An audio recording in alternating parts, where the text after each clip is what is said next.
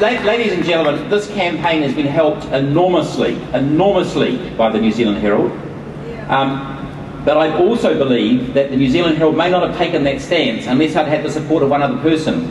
And I'd like to pay a tribute to Leighton Smith. I saw him here early this morning. I haven't asked him if he would like to speak. I don't know if he's still here. But Leighton, if you are, and he's coming now. Thank you very much.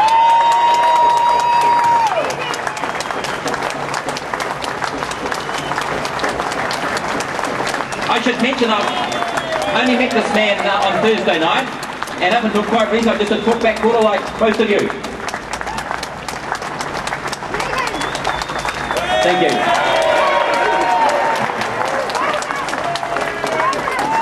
Unaccustomed as I am, let me keep this brief. I debated whether I've never done this in my life before. Never demonstrated, never marched, never signed a petition, never nothing.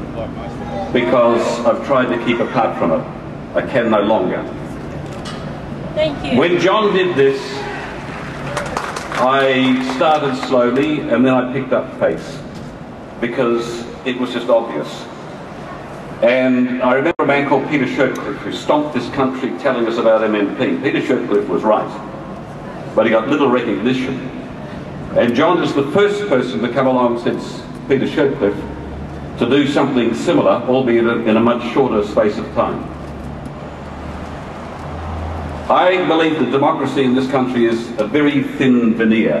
The lack of checks and balances are few and far between, and the only democracy that you really have is once every 3 years you tick a box. 2, and most of them you don't get to nominate for yourselves. Last Monday morning, John Key told me on News Talk ZB that a national government would trash this bill as one of its first priorities. The unfortunate thing about MMP is that John can't guarantee that it'll happen because he needs the votes from minor parties to do it. And when you consider who he might have to deal with after the next election, there's no guarantee that it will be withdrawn. Now this is an apolitical matter, as John Boscawen has kept saying.